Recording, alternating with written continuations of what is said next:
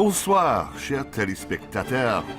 My name's Andrew Hussey, and I'm the Dean of the University of London Institute in Paris.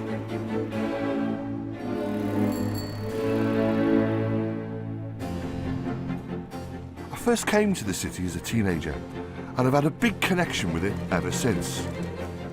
Now, I live and work here. I still love the place, and I'm still fascinated by it. But these days, I travel around Paris not just for pleasure, but also to explore the places that inspire my writing about the city. But there's still one trip in Paris that I always make with a fair amount of trepidation. And that's here, to the Louvre.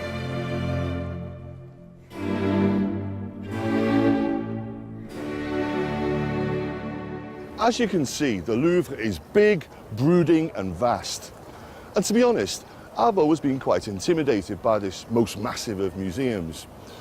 But in this film, I want to change the way that I, and maybe you, see it too. So I want you to come with me on a tour of this extraordinary institution and to do a little bit of time travelling in French history. On the way, I'm going to try and make sense of a place that's jam-packed with over 35,000 pieces of art that you'll find in mile after mile after mile of galleries. It's a building that's over 800 years old and bursting with history. So come with me and see the Louvre transformed from a medieval fortress to a royal palace and then to a modern-day museum. We'll look at the great art of Da Vinci, Rubens, David and Géricault. We'll enjoy the glories of antiquity. And we'll explain why the magnificent artworks you can see today arrived in the museum and what they tell us about both the Louvre and France. I want to argue that if you know the secrets of the Louvre, know its history, know the glorious art within these walls, then I think you can understand France.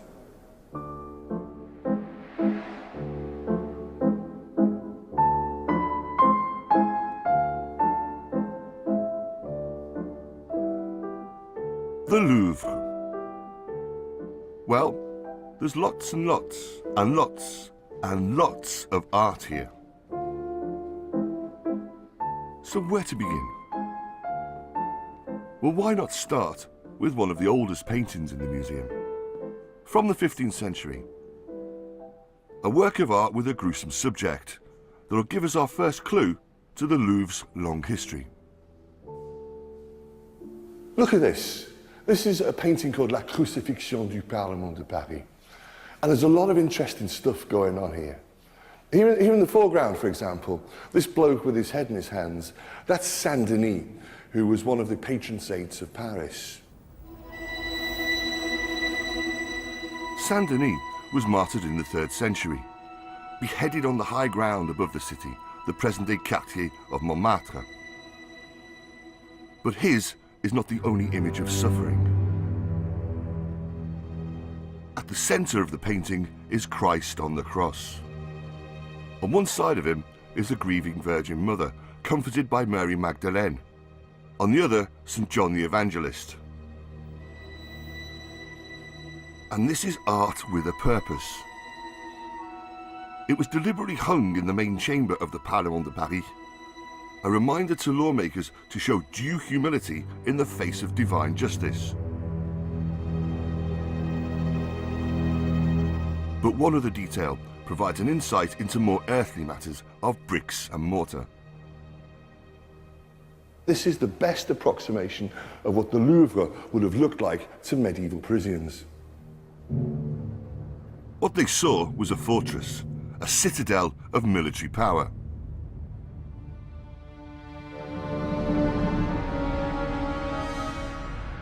The medieval Louvre was built strategically close to the River Seine, along the walls of the medieval city. A 30-metre tower looked out to the west and the enemy, the English, on a border sometimes only 45 miles away. The castle dominated the Parisian skyline, a very visible and very deliberate assertion of French power.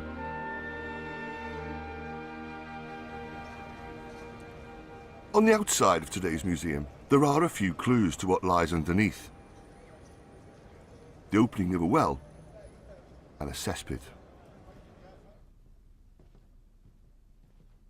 Below, there are the thick, strong walls and tall palisades that defended the Capetian and Valois kings of France from their enemies. This is the Louvre Entresol, the basement of the museum. And 30 years ago, excavations took place here which revealed these walls, which showed just how forbidding the Louvre was in its original medieval incarnation. Now, there's been a lot of debate over the meaning of the word Louvre, but I'm going to go with the old French term Louvre, which means fortress or stronghold, because I think that that pretty much sums up the place and its history.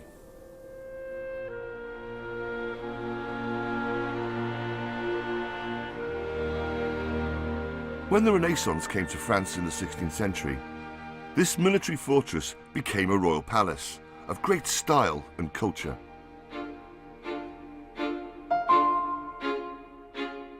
In the museum today is the portrait of the man who began this transformation. This is François Ier, King of France, and the first great builder of the Louvre. It was painted around 1530 by the artist Jean Clouet. And it's a portrait of a real Renaissance man. He's a fighter. Check out the hand on the sword, ever ready. But he's also a lover of culture. And so it's a picture of refinement. Check out the tasteful clothes. He is every inch, as the French would say, a man à la mode. François Ier began the tradition that French kings should be both connoisseurs of art and patrons of artists. In 1516, he persuaded an elderly Leonardo da Vinci to leave Italy. The painting days of the great genius were over, but it's thought that he brought with him you know who. This painting, that millions come to see today, was the first ever work of art to enter the French royal collection. Mona Lisa, Mona Lisa, men have named you. Ah, Mona Lisa. Mona Lisa. That smile. That smile. Enigmatic, mysterious, tender, or mocking. They have blamed you. What is it about that smile? I asked the Louvre's curator of Renaissance art, Vincent de Lieuvin. The problem I've got with the Mona Lisa is that she's such a big media star. Personnellement, qu'est-ce qu'il y a qui vous attire vers ce tableau, malgré la méditation? What you have to do is to try and forget that she's such a big star and really get into the painting. Get up close and love it for what it is. And she definitely invites us to love her. It's such an incredible ability of the painter to portray that most difficult and subtle of human expressions, the smile. There are 1,000 ways of interpreting a smile, and that was the genius of Leonardo, to be able to capture such a subtle and rich human expression. And she's such a flirt. Of course she's a huge flirt. The French like that sort of thing. But hey, you're not completely untouched by her, are you? Mona Lisa.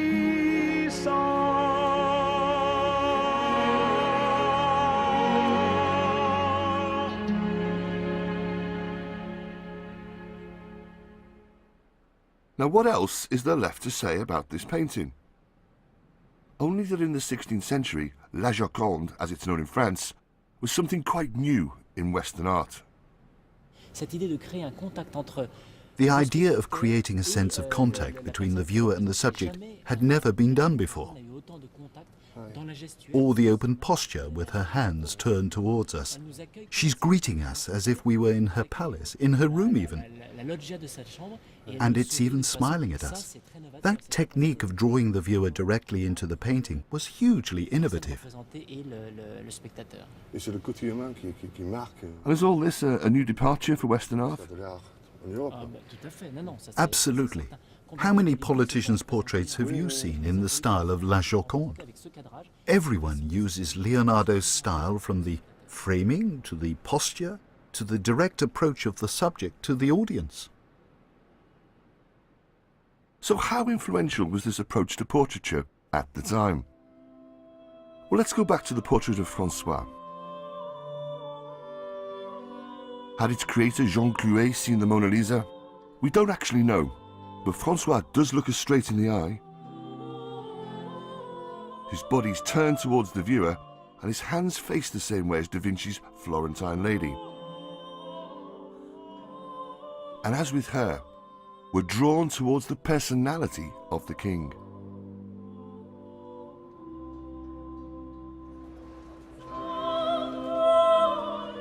François was not only a patron of the arts, but a builder of palaces. He'd spent some time in Italy, and he wanted to emulate the style of the Renaissance palazzi. So, the medieval tower was pulled down, moats were filled in, and a courtyard built, the Cour Carrée, overlooked by this imposing and ornamented facade. And within, the king demanded a makeover of gloomy royal apartments. This is the Salle des Caryatides, and I think it's a place that best captures the spirit and feeling of the Renaissance Louvre. It's a vision of science and nature in harmony, and it signals the beginning of the French classical tradition. You can see its expression in the 4 sculptures by Jean Goujon, which give the room its name. These are the 4 Caryatides. They have a function as pillars, but they're also works of art in themselves. Beautifully sculptured forms. Every curve and fold capturing a fleshy allure. And they stand sentinel to an elegant stairway that reveals to us yet another treasure of the Louvre. If we look around here, we'll see images also sculpted by Jean Goujon, and they give us pointers to the man who commissioned this passageway between the 1st and 2nd floors of the palace. He and his mistress have a love of hunting. And here, look at this letter H. That's a royal monogram, a kind of graffiti tag chiseled in stone. And the H stands for Henri II, who succeeded François II. Both within and without, every ruler who wanted to use the Louvre as a symbol of their power would leave their mark in this way. So, the walls read like an alphabet designed for posterity.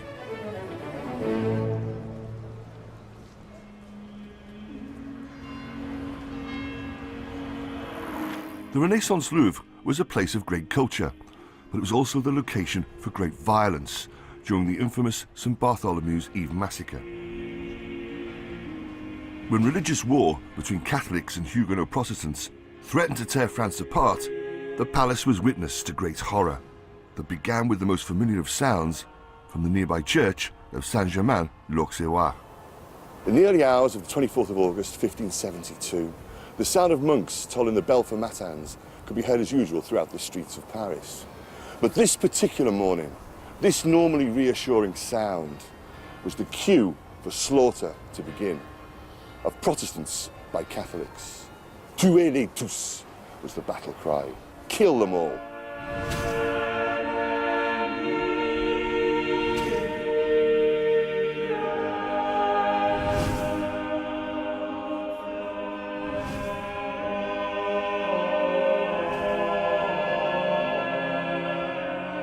Writer on the Louvre, Daniel Soulier, told me about the moment the very heart of power in France became a killing field.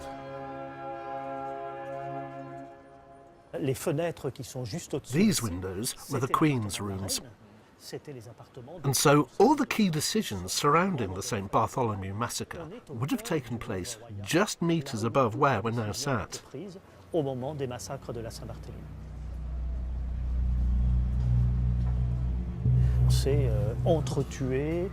know that many people were killed here in the courtyard of the Louvre. They were slightly hesitant to kill people in the actual royal apartments, so we imagine that they dragged a lot of people out here in order to kill them. There's another story that people tell, where the king at the time, Charles IX, sat in a balcony window with a crossbow, firing down upon Huguenots who were trying to escape on the River Seine.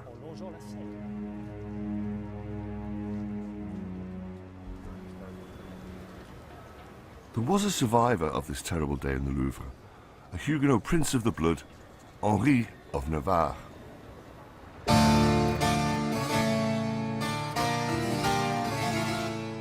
Days before the massacre, Henri had married the sister of Charles IX, Marguerite de Valois. 20 years later, the couple were king and queen of France. The last Valois king had died childless, and Henri, next in line to the throne, became the first ruler of a new dynasty, the Bourbons. But to become Henri IV for all of France, and crowned as such in Paris, a deal needed to be struck. Henri would have to convert to Catholicism. He passed through here, the Rue Saint-Honoré, which is just opposite the Louvre, heading for Notre Dame to hear Mass. And this was on the 22nd of March, 1594. He did this because, as we know, to give France peace and unity, it was worth a Mass. Paris vaut bien une messe. A statue of Henri IV is on the Pont Neuf, which was itself completed in his reign to connect the right and left banks of the Seine. But the king was also determined to make his mark on the royal palace nearby.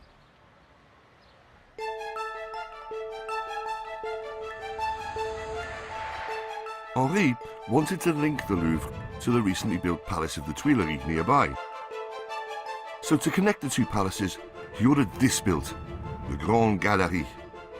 A name was now given to this grandiose vision of expansion, the Grand Dessein, the Great Plan.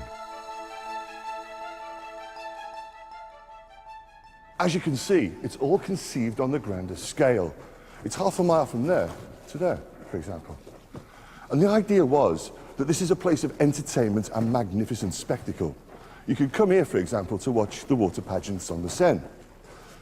But it's also a mystical space, a sacred space. It's where Henri IV and the Bourbon kings who came after him literally believed that they had the divine touch. They believed, most importantly, that they could cure people of the disease of scrofula, which is a really nasty kind of tuberculosis of the neck. What would happen is that the king would receive people and say, the king touches you, God cures you. Either way, I hope it worked.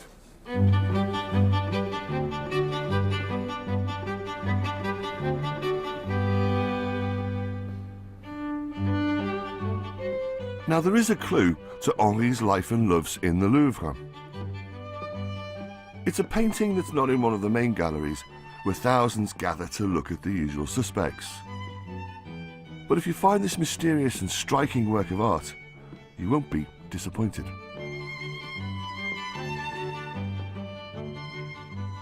This is Gabrielle d'Estrées and her sister. Gabrielle d'Estrées was the mistress of Henri IV, and as they say, every picture tells a story. Have a look at the gestures. Gabrielle's sister is holding her nipple between thumb and finger, to indicate that she's pregnant with the king's son, the future Duc de Vendôme. And Gabrielle's also holding a bejewelled band of gold. It's not worn on her finger to symbolise a marriage, but it's thought to be the king's coronation ring, a token of his love and his loyalty. The two women are sitting in a bath, perhaps filled with milk or wine, as was the aristocratic custom. Both are beautifully made up to show off their white alabaster faces. Women of the time actually would crush up the innards of swallows and mix them with lilies ground pearls and camphor, then smear the paste on their faces to get this ghostly look. This didn't seem to dampen the ardour of Henri, who couldn't resist Gabrielle. She bore him 3 other children before her sudden death in 1599. Henri's own life also came to an abrupt end, on the streets of Paris on the 14th of May 1610. One of his greatest achievements was to have guaranteed the religious liberties of Protestant Huguenots. But for such tolerance, he would never be forgiven by those who saw themselves as holy warriors for the true faith of Rome. The fun-loving Henry came to a gory and violent end. That was here on the Rue de la Ferronnerie. This was where a religious fanatic called Francois Ravillac pulled back the blinds of the carriage that the king was travelling in and plunged a long knife 3 times deep into his chest. The assassination of Henri left uncertainty over who would now rule France. Here's the story in paint of the woman who did. Here in the Louvre are 24 canvases devoted to the life of Marie de Medici, Henri's second wife. As regent, the Queen had many enemies. She needed to legitimise her grip on power. So she turned to the weapon of art and the greatest painter of the day, Peter Paul Rubens.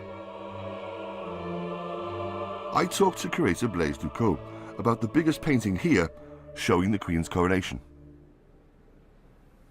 Here, the first big impression is one of a great movement over towards the main focus of the painting, which is, of course, Marie de Medici in the process of being crowned in the Saint-Denis Basilica, the day before the assassination of Henri IV. You can even see him in the background, but very much recognizable, watching the Queen, and in the process giving her the sense of legitimacy that without she wouldn't have been able to govern and rule as regent.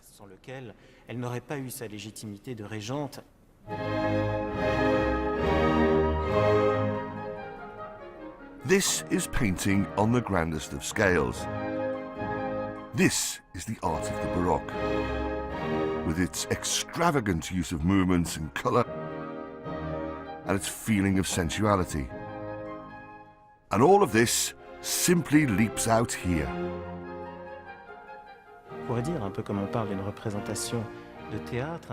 It's a piece of theatre in many senses, and you have to look at it that way. They're very theatrical paintings, very Baroque. And of course, Rubens was the great Baroque painter.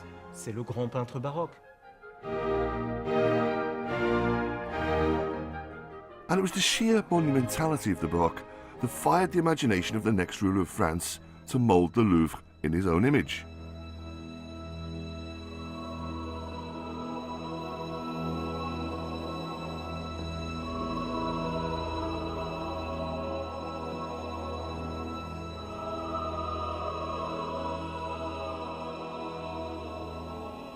This is the famous portrait of Louis XIV by Hyacinthe Rigaud. He was the Sun King, the l'état c'est moi champion of bling. He was the Bourbon who brought new levels of pomp and grandeur to the Louvre. But to my mind, there's something over the top, even desperately camp about this painting. Have a look at the big hair, the shoes, the clothes, the rich, rich colours. All of it seems to be screaming luxury and power. But after all, that's what it was all about. During the early years of Louis's reign, the Louvre echoed to the sounds of thousands of labourers, masons and joiners working to create new facades, stuccos, elaborate carved ceilings and wood panelling. Work started on an opposing facade on the outside of the Cour Carrée. This colonnade would look out, and Parisians would look up to the palace with due deference and awe. Here, in the Cour Carrée, Louis completed the building work begun by his father. He quadrupled the size of this courtyard to the dimensions you see today, and with one express aim, to make the Louvre a bigger and more imposing place.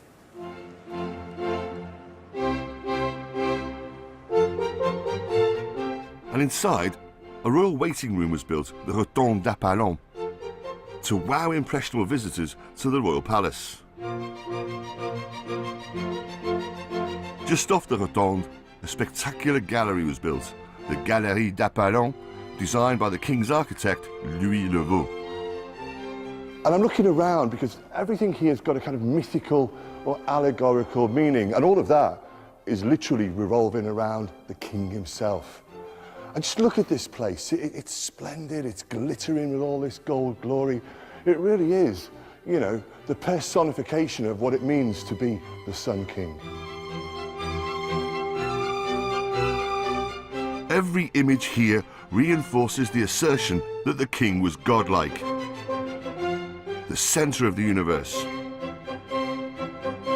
looking down from high on a country where he, and he alone, had absolute power, with a rule over France that could never, ever be questioned by mere mortals. Unlike his illustrious predecessor Francois, Louis was not only a builder, but someone with a huge appetite for collecting art. The Charles Saatchi, if you like, of the 17th century. During his reign, the size of the royal collection expanded from 150 to exactly 2,376 paintings. He bought the best French art of his time, 32 Poussin, 11 Claude, 26 Lebrun, and 17 Mignard. And foreign masterpieces, like this lovely but sombre painting, The Death of the Virgin, by Caravaggio. All now hang here in what was his Louvre.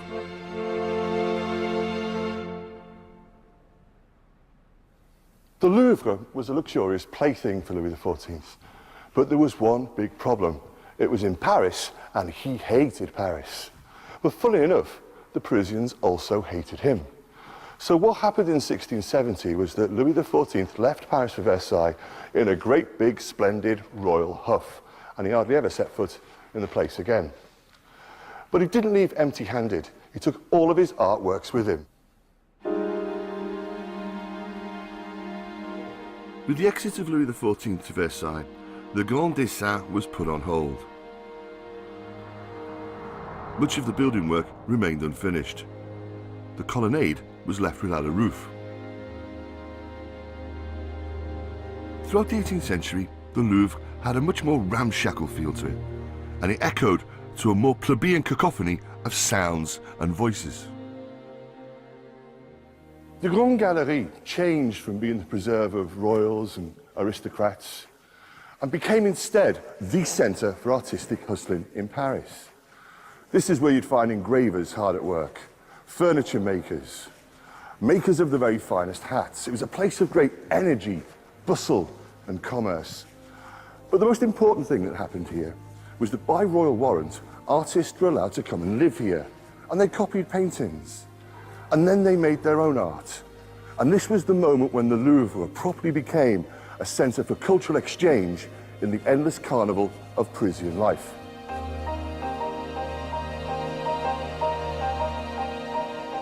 As the palace began to open its doors to vulgar outsiders, the presence of the Royal Academy of Painting and Sculpture in the king's former apartments still preserved a sense of decorum and gravitas in the Louvre.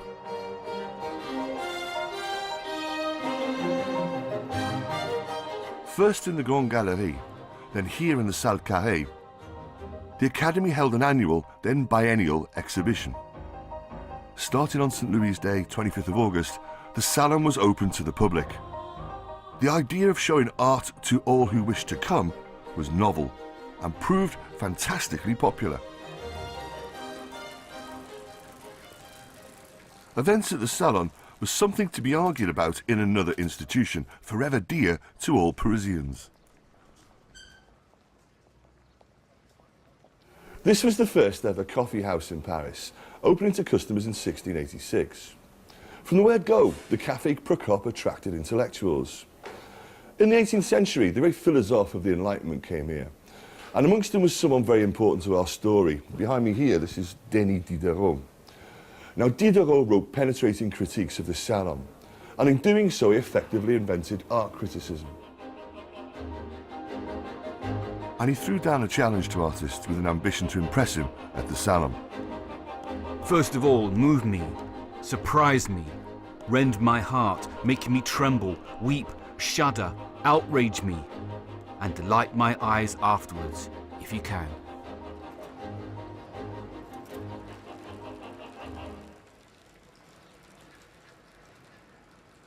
Diderot was delighted by one artist whose wonderful and poignant self-portrait you can find in the Louvre. And this is the painter, Jean-Baptiste Simeon Chardin. Chardin did this pastel drawing of himself when he was 76, and the infirmity of old age had stopped him painting in oils. In his still lives, Chardin was painting on a much smaller scale than a Rubens. And the canvases of Chardin have an apparent simplicity about them. But this art is not simplistic, and in these paintings, small, not big, is beautiful. The work of Chardin mesmerized Diderot, who saw something magical at work. Oh Chardin, it's not white, red and black that you're mixing on your palette. It's the very substance of objects. It's the very air and light that you put on the tip of your brush and place on the canvas. I talked to curator Marie-Catherine Sahu about Chardin and what he taught Diderot.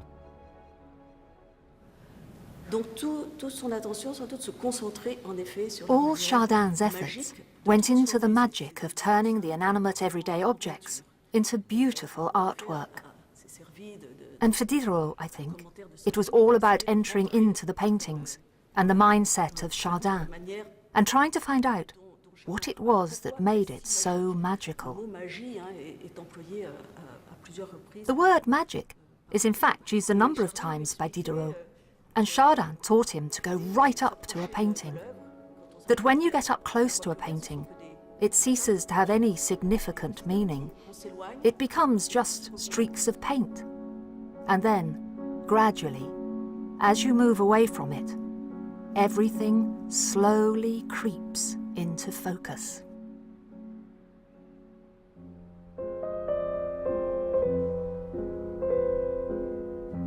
There's one painting of Chardin that I especially wanted to look at here. The one that's considered his masterpiece, the Ray. Yes, it's a still life. But with such energy and motion. Look at the cat about to pounce on the oysters.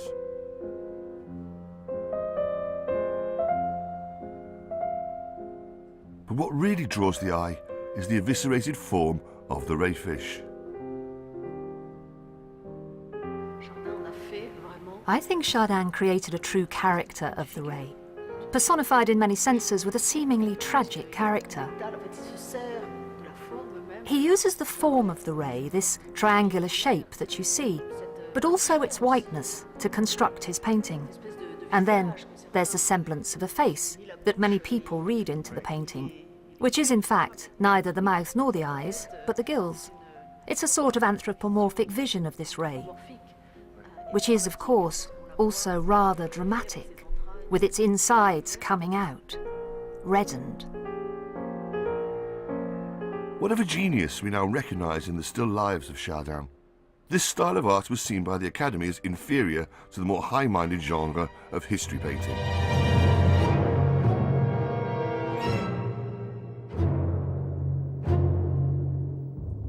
Works inspired by the past can be seen in the Salle Rouge, where hang the creations of one artist who in the late 18th century received the acclaim of the Salon, with paintings that look back to antiquity as a source of moral instruction to the present.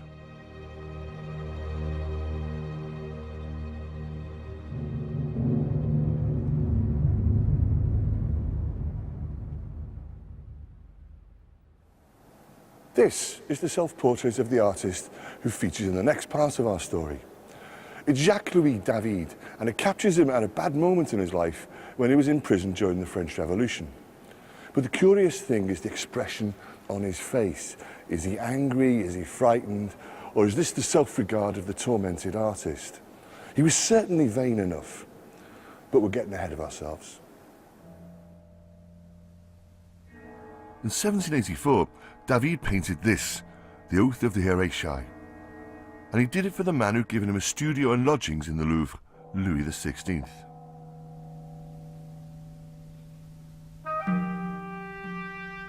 It tells the story of three brothers sworn to defend Rome. Look at the outstretched arms reaching towards their father, who holds the weapons of war in his hand. And look at the way the picture splits in two, between its masculine and feminine characters. The style is simple, austere with sombre colours. The painting took the Salon of 1785 by storm, hailed as an instant masterpiece of neoclassical art. But what meaning did it have for the monarch who paid for it and for others who saw it? Everyone agreed it was a patriotic painting, but was there something more subversive going on here, addressed to those now seeing themselves as citizens? Because this was a painting whose message would change during a turbulent decade of French history. Just under 10 years after David had painted The Oath of Horatii, his patron the king was dead. He was sent to the guillotine here at Place de la Concorde, and this was the most shocking moment yet in the drama of the revolution that had begun with the storming of the Bastille. On a windy morning, on January 21st, 1793, Louis XVI mounted the scaffold, watched by thousands.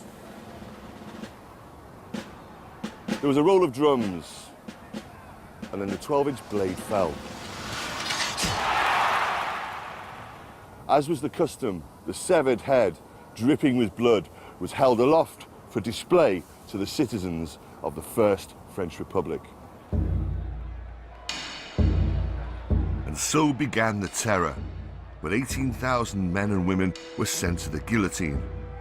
And David, now an elected deputy to the National Convention, was up to his neck in it. David voted for the killing of the king and eagerly signed arrest warrants so that others could go to their deaths. When Robespierre's great rival Danton went to his death, David was there, shouting out mockingly, "Le voilà le scélérat, c'est ce scélérat-là qui est le grand juge. Here, look at the criminal who thinks he's the big judge." David became Robespierre's cultural commissar. He demanded that artists be at the service of the people, the meaning of their art appropriated for the revolution. And David included his own art in this command. So, when his masterpiece, The Oath of the Horatii, was shown again, it was interpreted as a work of revolutionary virtue, with oaths to la patrie, much fraternité, and a taste for martyrdom. But what paintings like this needed was a public place to educate loyal citizens of the Republic. So David and fellow revolutionaries turned to an idea proposed by Enlightenment thinkers like Diderot, who'd advocated that a permanent exhibition space be created. A museum. So where?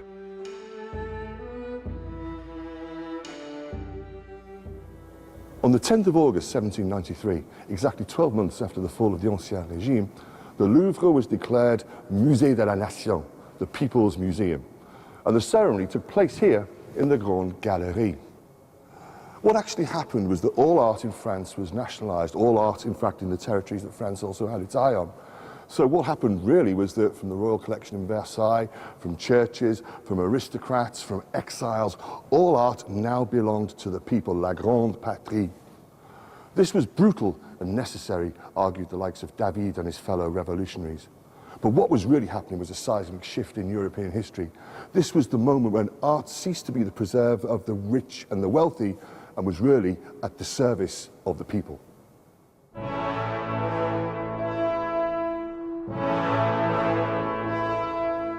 The new museum worked to the revolutionary 10-day week.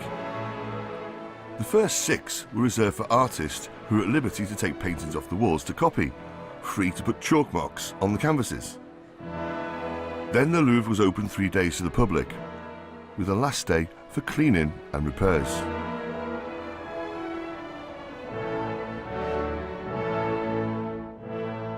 And to add to the galleries of confiscated art, the Revolutionary Army was given the order to seize new treasures during their campaigns abroad.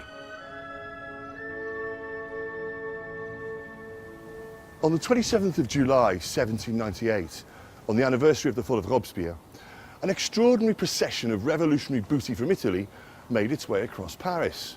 And it ended up here, on the Champ de Mars. There were 80 wagons stuffed to the gills with books, manuscripts, rare plants and exotic animals. And there were also paintings from church and aristocratic collections, including Titian and Raphael, whose ultimate destination was the Louvre. On a banner proclaimed the slogan of the day, Ils sont enfin sur un terre libre. At last, they're in a free country.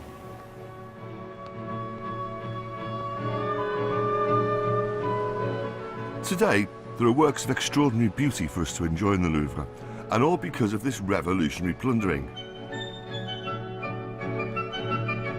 There are sculptures by Michelangelo, the dying and the rebellious slaves. They were taken from the Vatican in Rome. And from the Benedictine monastery of San Giorgio Maggiore in Venice was seized this vast canvas, the wedding feast at Cana by Veronese. Its life-size figures have been dominating the refectory for over 200 years.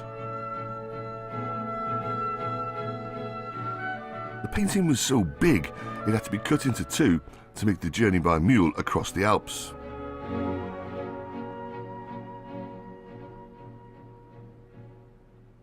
Vincent de Louvain knows the painting intimately.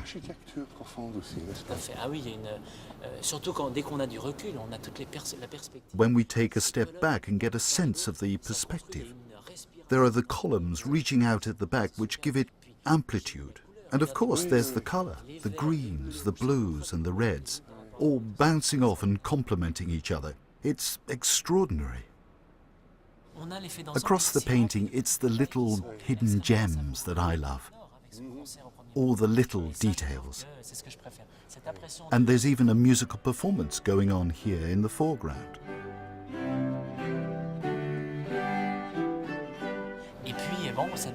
And there's a woman over here that's looking straight at us, as if flirting with us, next to the one picking her teeth.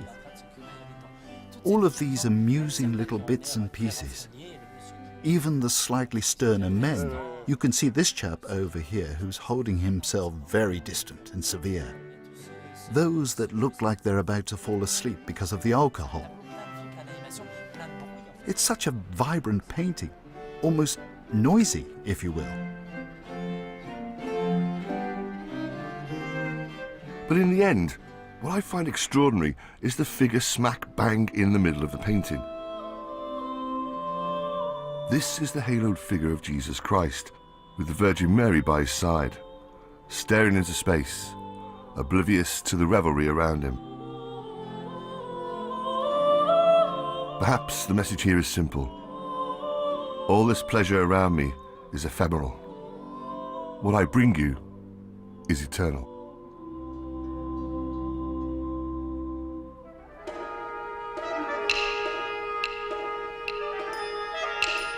By 1798, when this booty reached Paris, the revolutionary ardour of David, indeed of France, had cooled. After the fall of Robespierre, David was arrested and put in prison where this self-portrait was painted. So perhaps this gaze shows a certain scepticism and distaste for the rough old trade of politics. But if David was anything, he was a survivor. And on his release, the painter was ready to ride the next wave of history.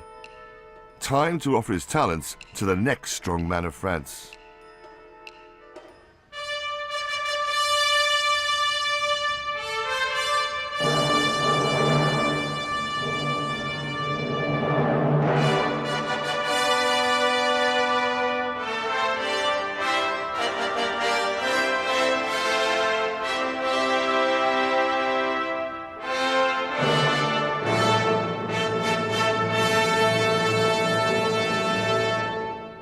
David found himself at the beck and call of a man who said that he didn't know much about art and architecture, but he did know exactly what it meant when it came to buffing up his image. This was a man who'd been a military hero during the revolution. Then after the coup d'etat that ended the Directory, he was a first consul. He was the despot who crowned himself emperor. Yes, Napoleon Bonaparte.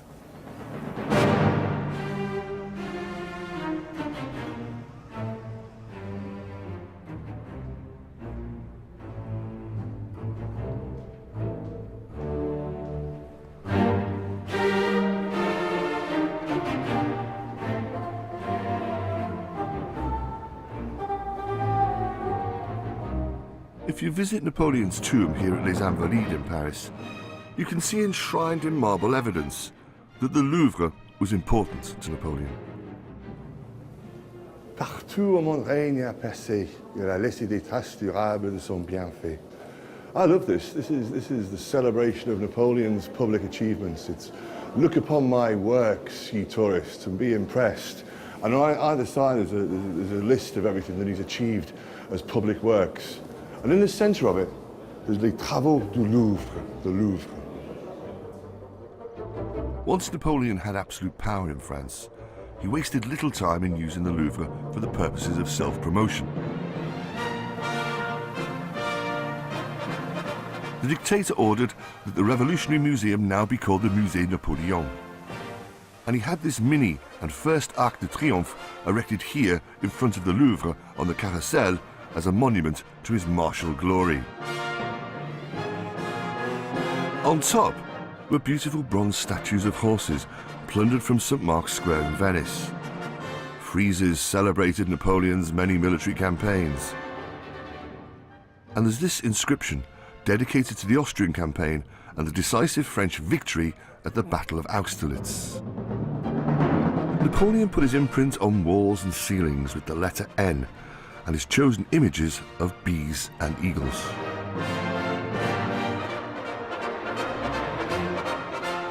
And he needed a painter to immortalise the most sacred moments of his life in the most sacred spaces. On 18th of December 1803, a proclamation declared, "Nous avons nommé Monsieur David notre premier peintre." Much to the immense self-satisfaction of David, he was now our first painter, and in 1804, we had a job for him. Napoleon made sure that David, his court painter, witnessed the moment that he crowned himself emperor here in Notre Dame on the 2nd of December 1804. Originally, David had a ringside view for his sketching, but then the master of ceremonies, an aristocrat called Louis-Philippe de Ségur, who was very conscious of class and rank, moved David right up into the galleries, right high up, where he could neither see the procession nor, crucially, could he see the crowning. But when this happened, David exploded. He went mad. There was a fight, real fisticuffs. And it was only after this punch-up that David got his rightful place back. The rest, of course, is art history. But, you know, talk about an artistic temperament. The finished work's in the Louvre. And it's a piece of work on a huge scale. But it's the detail that's important, and this is what preoccupied David and Napoleon when they met to discuss the painting. David captured the moment that Napoleon crowned Josephine Queen, not his own coronation. Her kneeling figure was copied from Rubens's Coronation of Marie de Medici. And by the way, she's had years taken off her by David's painterly facelift. Originally, David had painted the Pope with his hands folded in his lap, until the Emperor explained that he hadn't got the Pontiff all the way from the Vatican just to sit and do nothing. So David changed this to Pope Pius VII, blessing the coronation.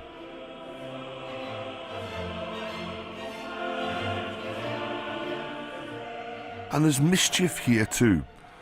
Look at the wily survivor Talleyrand and his turned-up nose.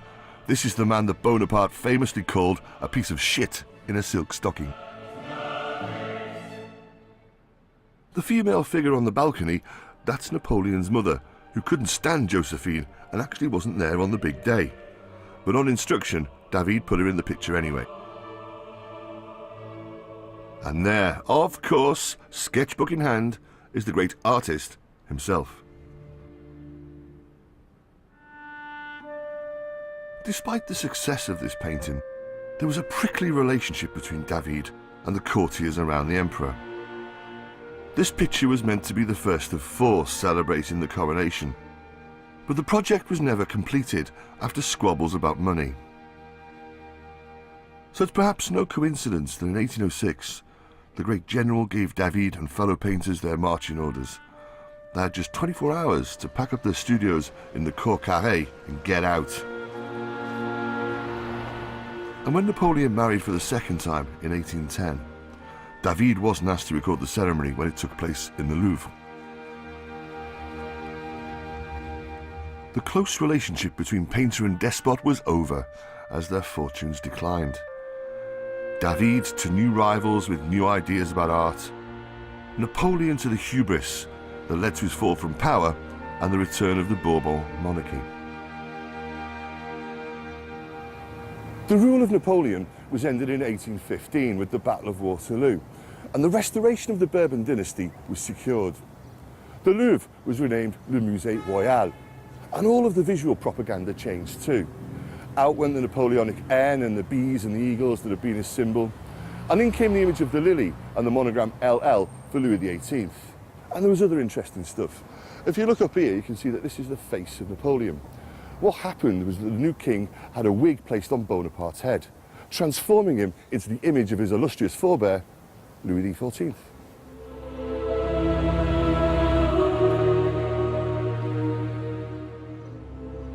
The restoration was a challenging period for the Louvre, forced to concede to demands that 5,000 pieces of plundered art be returned. The bronze horses on top of the Arc de Triomphe went back to Venice and were replaced by these grey imitations. Some treasures did remain. The wedding at Cana was kept, simply too big to be moved again, the museum argued. An elderly David was now in exile, like his former patron Bonaparte. But a new generation of painters was emerging and producing stunning works of art. One is to be found in the Salle Rouge.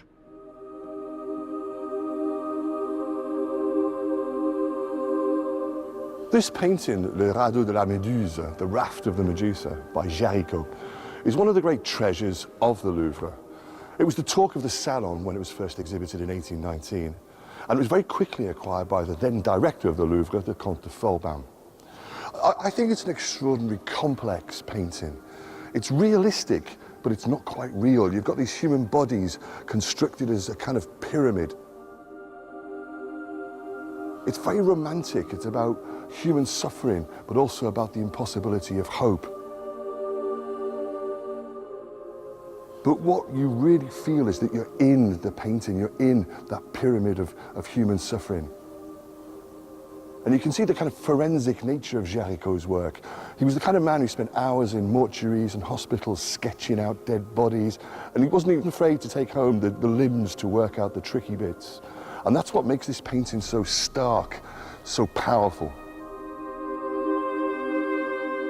There was no bigger scandal than the shipwreck of the frigate Méduse off the West African coast, captained by the hapless Viscount Chaumarie. Of the 147 crew, only 13 survived.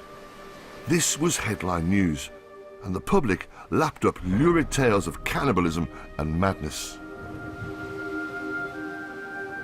Such a juicy story translated to canvas could only be good for the career of the 20-year-old artist. I asked curator Sébastien Allard about the painting.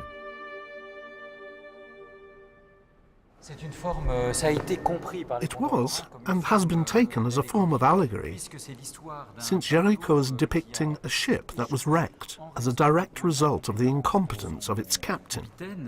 Survivors were stranded on a raft without food, water, or hope, and people took all this as an allusion to the French state after the fall of the empire, governed by incompetence. There were more intense, romantic sensibilities at work here. We can see here a taste for rather dark and sinister painting that's in stark contrast to the relatively clear and bright paintings of David. and which of course acts as a tool towards the dramatic effect of the painting. And it's a rather macabre style, with a penchant for death and corpses.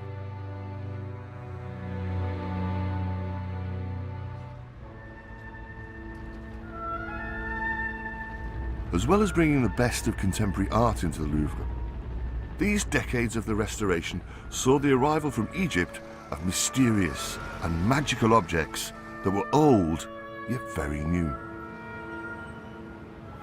On the 25th of October 1836, the great obelisk behind me here was unveiled. It came from a temple in Luxor and was the gift of the Khedive of Egypt.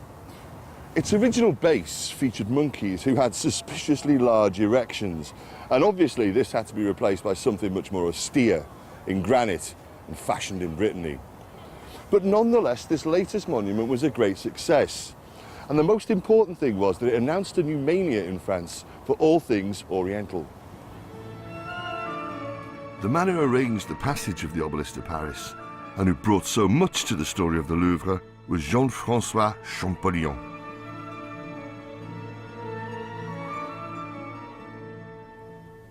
Now, Champollion worked here in the Louvre, and he established the superb and stunning collection that we see here today.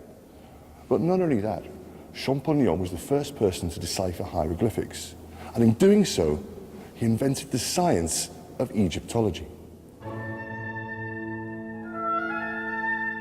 Inspired by Napoleon's Egyptian campaigns, Champollion devoted his life to understanding this ancient culture. By the age of 16, he knew a dozen ancient languages, and with this extraordinary facility, he began the long task of deciphering hieroglyphs. In 1824, in the Précis du système hiéroglyphique, Champollion revealed that he had cracked these hidden codes. By this time, Champollion had persuaded the king to buy 3 private collections for the Louvre, and these were housed in a dedicated musée égyptien. When it opened, Champollion wrote an open letter to visitors, saying, "I'm thrilled just thinking about what I have to show you." And he was dead right to be thrilled. Along with statues of Egyptian pharaohs, there were religious artifacts and everyday objects. Today, we take these for granted, but in 1826, this was the shock of the new. We should pause to reflect on this moment in our story, because it signals another important transformation for the Louvre. Before, it was a palace with paintings. Now, it's what we recognise properly as a museum, full of works of art from all ages and cultures, and a place for scholarly investigation. In its way, this was a cultural revolution.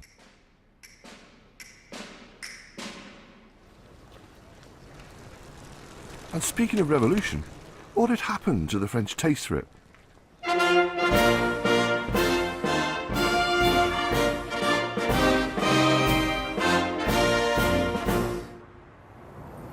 After 15 years of monarchy, the barricades went up in Paris.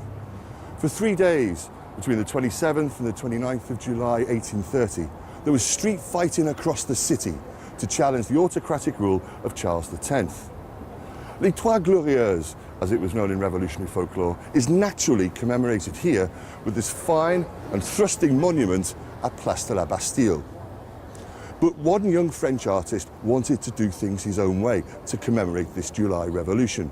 He wanted something more sweeping, more daring, something more epic. And what he did is in the Louvre.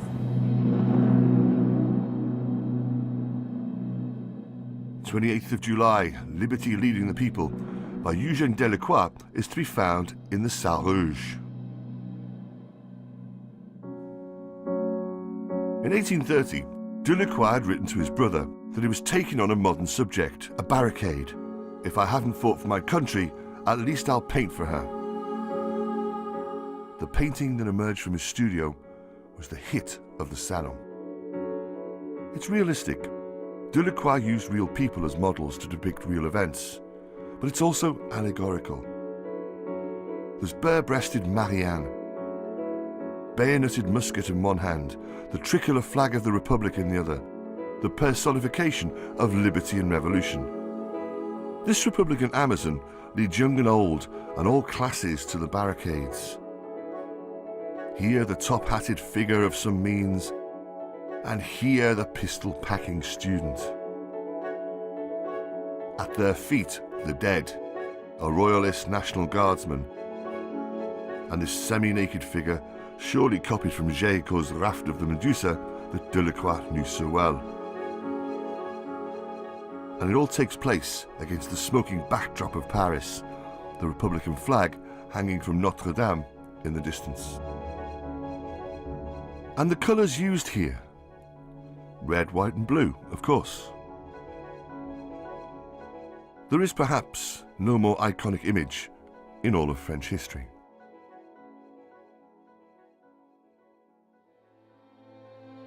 And it didn't take long for the street-fighting men and women commemorated by Delacroix to be at it again. As Karl Marx observed, history was repeating itself. Revolution in 1848 was, in that very French way, followed by reaction. The nephew of Napoleon, Louis Bonaparte, came to power by coup d'etat that ended the short-lived Second Republic. And like his uncle, he declared himself emperor of a second empire.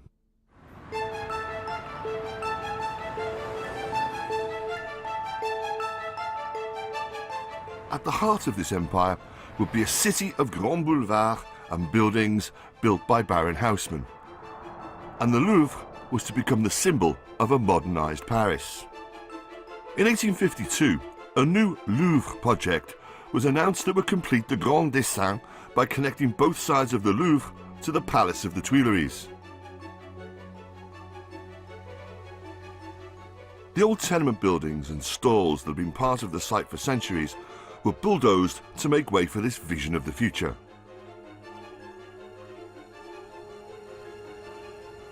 The Louvre was once more to be a focus for political power. The emperor would rule from here. It would be the site of government, with bureaucrats in the new wings working away for France. And it would be a symbol of French cultural power, with its magnificent museum. The sheer ambition of this project was explained to me by Daniel Soulier. We say in France that Napoleon really gave the full packet. It was a full-on imperial project. He threw limitless money, limitless people and limitless resources at it. The emperor had a hand in everything that happened in the Louvre, so all possibilities were open. He ordered that where the little town had sprung up here behind us, the Richelieu wing should be built, and the Denon wing on the other side over here. With these two new wings, he was able to enclose this space and create a courtyard of vast proportions right at the centre of the building.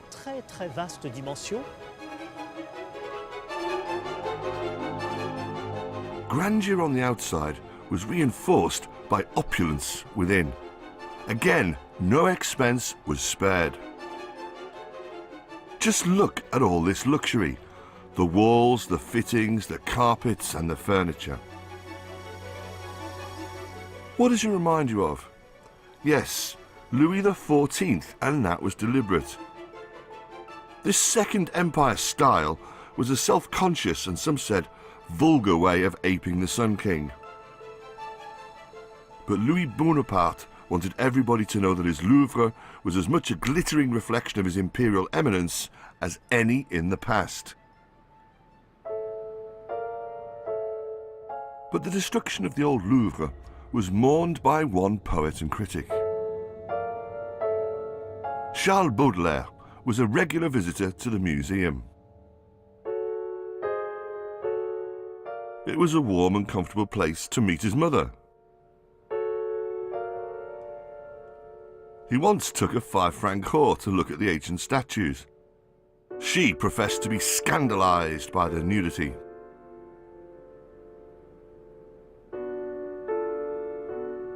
Baudelaire was a great admirer and friend of Delacroix, who in 1851 had completed this ceiling in the Galerie d'Apollon. They were romantic soul brothers. Of the painter he wrote, Delacroix was passionately in love with passion, but coldly determined to express passion as clearly as possible. But while Baudelaire loved the art inside the Louvre with passion, he hated what had happened outside. In 1857, a collection of his poems was published, The Flowers of Evil. In it there's one poem, The Swan, which captures his melancholy over what had been lost here and elsewhere in Paris. The rickety tenements, the market stalls, and the poor in pocket but rich in heart. Paris change, mais rien dans ma mélancolie n'a bougé. Palais Neuf. Paris changes, but in my melancholy nothing has moved. New palaces, blocks, scaffoldings, old neighbourhoods, everything for me is allegory, and my dear memories are heavier than stone. And so outside the Louvre, an image gives me pause. I think of my great swan, his gestures pained and mad, like other exiles, both ridiculous and sublime, gnawed by his endless longing. Et rangé d'un désir sans trêve.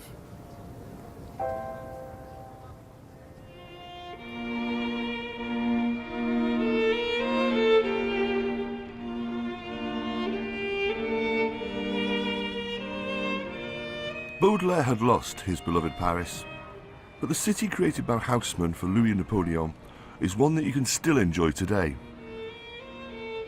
And I, for one, never failed to be impressed by its scale, its straight lines and symmetry. But it wouldn't take long for the Emperor to lose the capital, and with it his Louvre.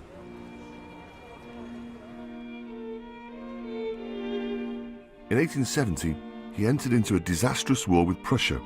France was occupied and Paris put under siege.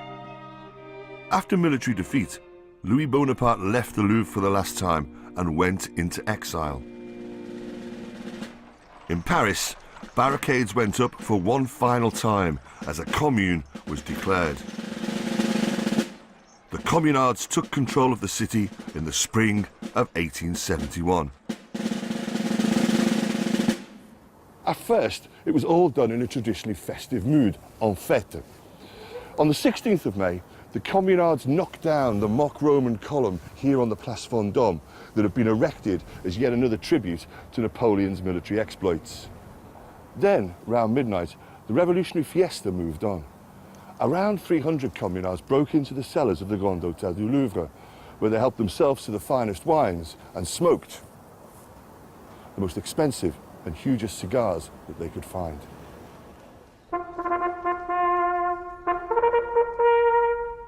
But these May days of hope were also accompanied by intense fighting around the Louvre. A civil war between left and right turned bloody.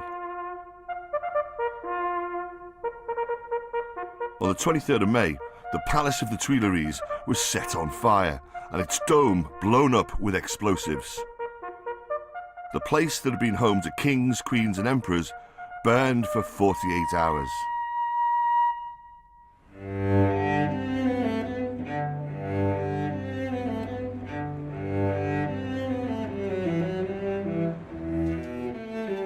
The destruction of the Tuileries left a gaping hole that created this skyline with its clear views all the way to the Arc de Triomphe. As for the Louvre, I think that this was a defining moment. The residence of royals and emperors, the Tuileries, had always been the symbol of autocratic rule to Parisians. Yet the Louvre was by now a different place in the eyes of the people, so it was spared the torch. Perhaps the presence of publicly available art guaranteed its survival. Why destroy the People's Museum? That would be vandalism. And by the time a Third Republic was established in the 1870s, there was much more to be enjoyed in the museum. There were wonderful new paintings donated by benefactors like the generous Duc de Lacaze. One of these is the Club Foot, by Giuseppe di Ribera, a 17th century portrait of disability. The boy smiles and reveals his broken teeth. He looks us straight in the eye. He wants something. So look at his hand, holding a piece of paper, a begging letter. For the love of God, give me arms, it reads. And visitors could marvel at this fabulous marble statue, the Winged Victory of Samothrace, which had arrived from an excavation in the Aegean. Over 2,000 years old, it's a depiction of the Greek goddess Nike, thought to be celebrating a naval battle. She's got a kind of still beauty and grace, but a flowing drapery gives her dynamism and movement. I feel as if she could take wing at any time and fly through the miles of galleries.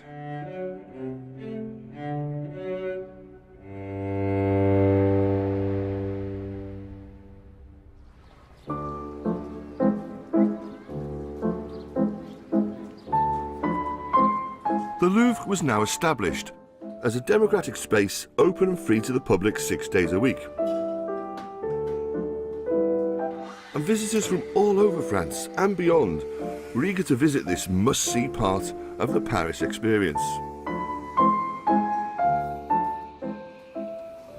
By the late 19th century, there was no question that Paris was the cultural capital of the world, and that the Louvre was the most potent symbol of this domination.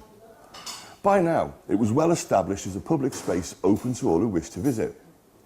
The artists of the day would congregate in places like this, Café La Palette, and the Impressionists were the most regular visitors to the museum, taking their inspiration from the past to look, learn and copy.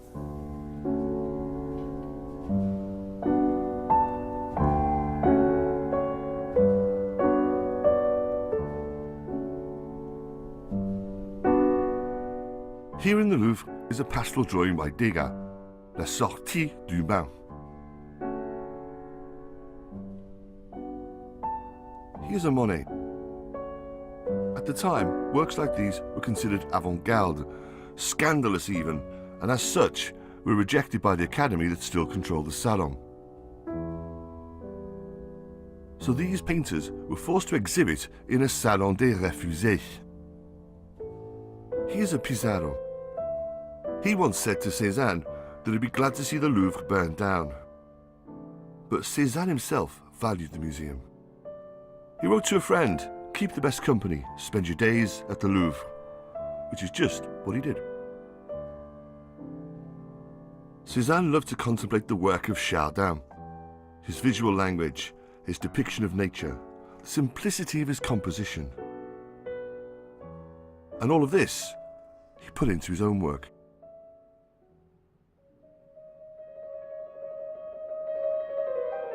But composers could be similarly inspired.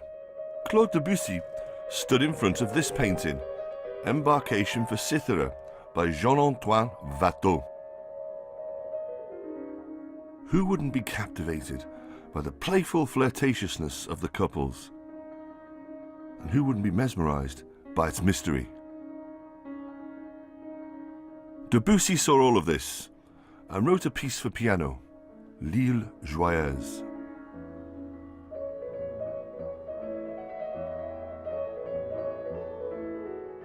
And writers too enjoyed the museum, not only as a place of culture, but also as somewhere to meet friends, and even sometimes to meet lovers. The Louvre was a place of amorous assignation for the American writer Edith Wharton. This is where she met her lover, the Paris correspondent of the Times, Morton Fullerton. They used to send each other secret notes in the Paris postal system. It was a kind of early 20th century form of text messaging. One from Edith simply said, "At the Louvre, 1 o'clock, under the shadow of Diana." And speaking of mysterious ladies, after all these many years, what had happened to you-know-who? The Mona Lisa remained in the royal collection until the Revolution. Then in 1800, Napoleon demanded that she join him in his bedroom at the Palace of the Tuileries. So not tonight, Josephine. But in the 19th century, La Joconde was back in the Louvre, now scrutinised by tortured Eastites. That smile on her face was surely the oh so cruel and mocking pout of the femme fatale. Then, on 21st of August 1911, the painting was nicked.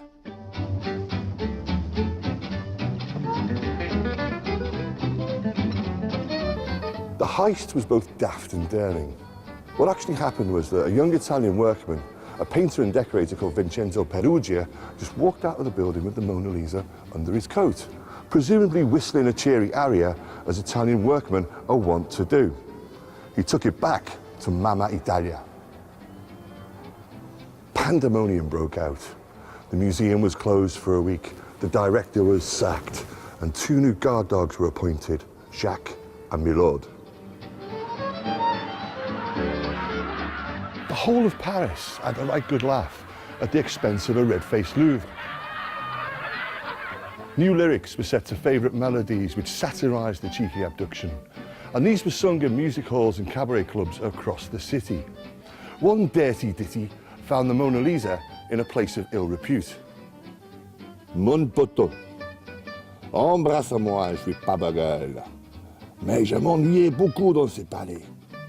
Un soir que le gardien criait en ferme, j'ai répondu ta gueule, je suis carbaté toute seule. Which roughly translates as, hey mate, give us a kiss, I'm not fussy, but I was so bored in that palace. So one night when the guard cried closing time, I just said, fuck you mate, and scarpered.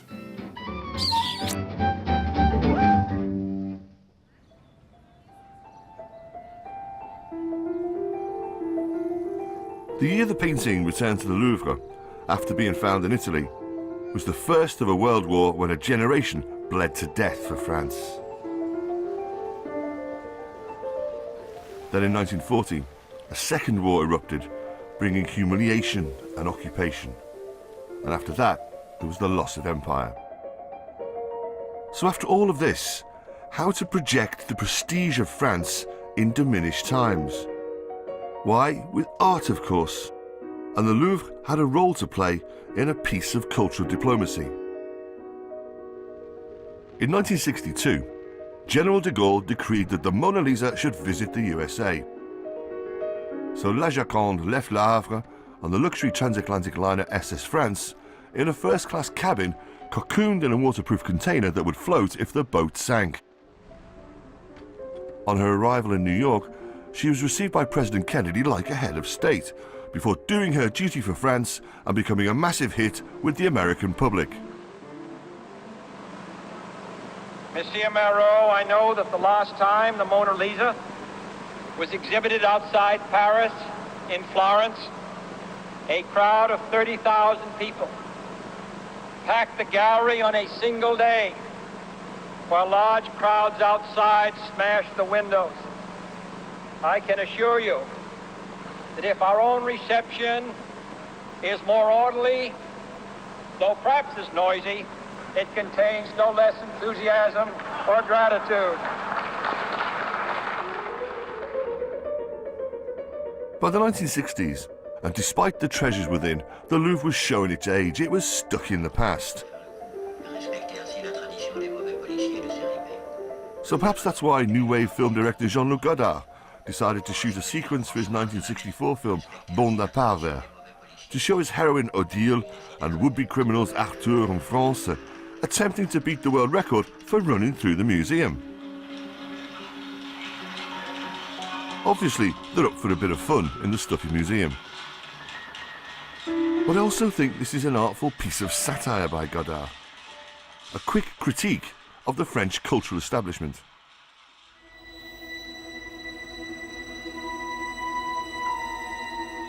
So how could the museum get a new lease of life? Well, return to the idea of building again. Return to the spirit of the Grand Dessin. In the 1980s, it was the creation of this structure behind me here which symbolised the transformation of the Louvre into a museum for the modern world. This is the glass pyramid designed by the American architect I.M. Pei. finished in 1989, is the most visible expression of the grand projet of the then President of France, François Mitterrand. And it's now the pyramid that defines the Louvre to the world. The Louvre was perfect for Mitterrand. The inauguration of the new entrance to the Louvre by President Mitterrand this afternoon means the public will now be able to... Mitterrand was a politician with an acute sense of history and a vanity to match. When elected in 1981, he was looking for projects that would be lasting testaments to his presidency. His culture minister Jacques Lang suggested radical change for the museum. Passant et repassant devant le I was going past the Louvre every day, and I remember being shocked by the dirtiness of the place and its general state of disrepair, with all the dust covering everything. And I was shocked by the presence of a large car park right in the middle of the Cour Napoleon for all the civil servants. J'ai adressé à François Mitterrand. So in, I think, July 1981, I added a little note to Mitterrand titled Le Grand Louvre. I said to him, what if we totally completed the transformation from palace to museum? Totalité du palais au musée. If all things Egyptian were the shock of the new in a previous century, plans for a pyramid structure reflecting the ambitions of Mitterrand as a modern-day pharaoh created a storm. Le Monde's critic accused the government of turning the courtyard of the Louvre into an annex of Disneyland. Oh la la, quelle horreur! But I actually think that the Louvre came out of all this smelling of roses. This time, the modernists have won.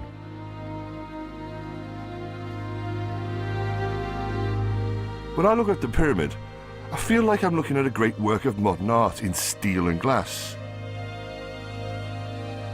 Still, I'm curious to know what the Louvre's great pioneering Egyptologist, Champollion, might have made of this tribute to an ancient culture. And what strikes me in a city of most meaningful monuments is that this says we are a modern country. We are go ahead. Nous sommes la France très cool. But it's not only the outside that impresses. The pyramid illuminates a huge reception area underground. And new areas of the Louvre have been opened up to the shining light of culture, including the new Richelieu galleries in the East Wing, formerly occupied by the men from the Ministry of Finance. The palace would now be all museum. I'm in the Cour Marly, and I'm surrounded by statues. This courtyard area used to be open to the elements, but now it's all glassed over, letting the light of the Parisian skies flood in. And that makes it a really comfortable and airy place to view art.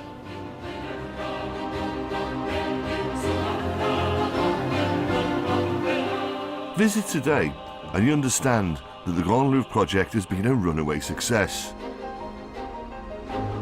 Before the 80s, 2 million people visited the Louvre every year. Now, the figure's closer to 9 million. And this grandest of Grand Projets continues.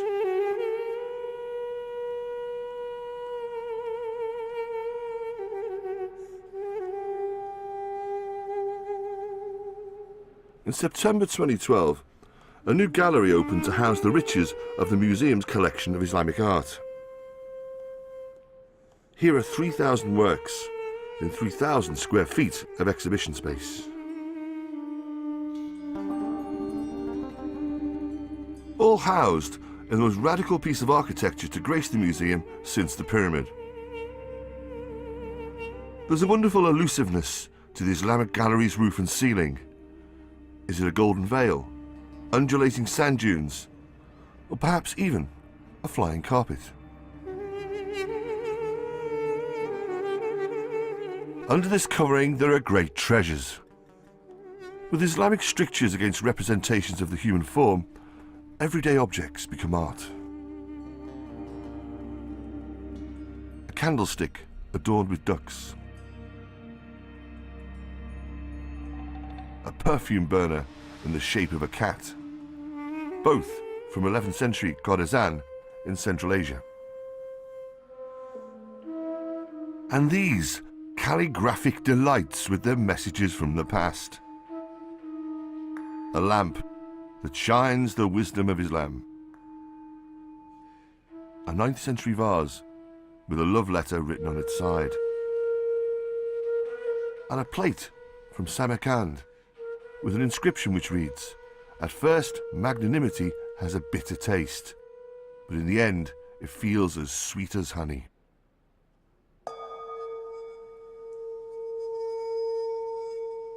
And in the lower galleries, I'm looking for a special work because it gives us one last reminder of this story of the Louvre.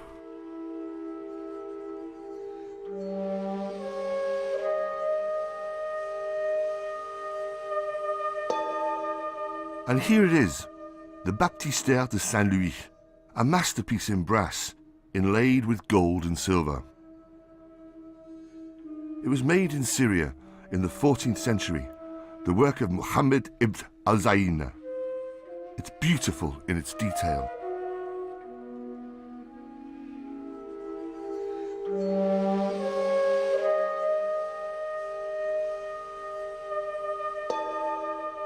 And here, a coat of arms seemingly hammered on at a later date.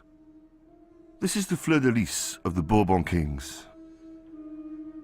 How this extraordinary object got into their hands is not known, but it was used to baptize Louis XIII, son of Henri IV and father of the Sun King, those great builders of the Louvre. And it made its way to the museum in 1793, confiscated from the royal collection by David and the revolutionaries.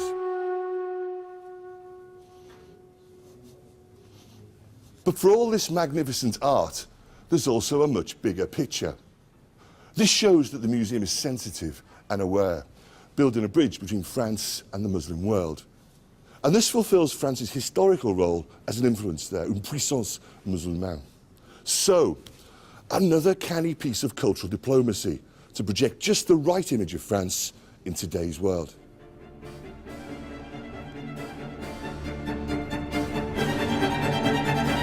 But let's end where we started, with the word, with the medieval word Louvre, meaning stronghold. Because when I began this journey, the Louvre did feel very much like a cultural fortress. But time travelling through its art and history, what I've tried to do is open it all up, literally to l'ouvrir le Louvre.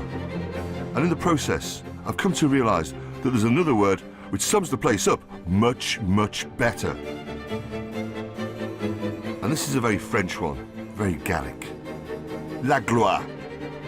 Now this is a word which is a little bit difficult to translate into English, but what it's about is power, splendour and beauty. And that for me, chers téléspectateurs, is the real treasure of the Louvre, buried deep here in the heart of Paris.